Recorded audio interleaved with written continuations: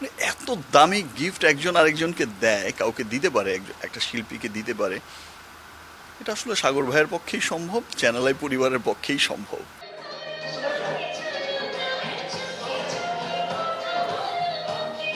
মনে নেই, তাই ভাবলাম যে এই সুযোগটা হাতছাড়া না করে ওখানে হাতের সঙ্গে রয়েছেন শাইখ সিরাজ প্রোডাক্টার ও পরিয়ে দেবো।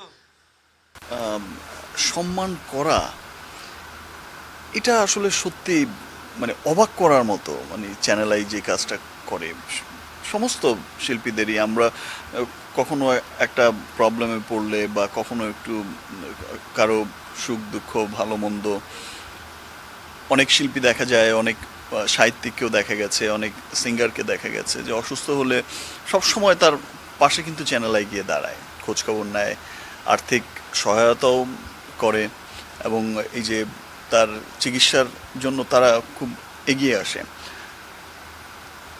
দ্যাটস ওয়াই পুরো সাংস্কৃতিক অঙ্গনের সবাই চ্যানেল আইকে খুব ওন করে, যে খুব আপন।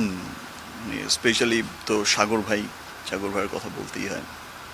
সাগর ভাই, তো আমি এই রোলেক্সটা, এটা তো একে তো অনেক দামি একটা ঘড়ি, এই যে এডিশনটা আমি পরে আছি রোজ গোল্ডের, এটা একটা অনেক দামি একটা ঘড়ি।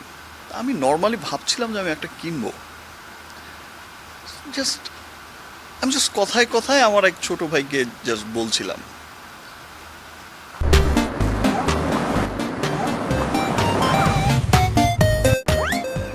তা আমি ভাবিও নি যে, এবং সেই কথাটা সাগর ভাইয়ের কানে গিয়ে পৌঁছেছে। আমি কখনো ভাবিনি যে আমাদের এটা সম্ভব, কোনোদিনই দিবে না, বাদ দাও, এগুলো দেখায় না। আর এটা কি দরকার, চাওয়ার কি দরকার? মানে এত দামি গিফট একজন আরেকজনকে দেয়, কাউকে দিতে পারে, একটা শিল্পীকে দিতে পারে, এটা আসলে সাগর ভাইয়ের পক্ষেই সম্ভব, চ্যানেল আই পরিবারের পক্ষেই সম্ভব। এবং এটা আমার কাছে এখন শুধু যে এটার মূল্য কত ব্যাপারটা তেমন না, এটা আমার কাছে এখন হয়ে গেছে প্রাইসলেস একটা ব্যাপার। এটা আমি চাইবো যে আমার সংগ্রহে, আমার সারা জীবন আমার কাছে একটা স্মৃতি হিসেবেই একটা বাঁধিয়ে রাখতেই, যে এত, এবং আজকে এত দামি এবং এত ভালোবেসে, মানে দামের চাইতেও টাকার অঙ্কের চাইতেও ব্যাপারটা হয়ে গেছে ভালোবেসে।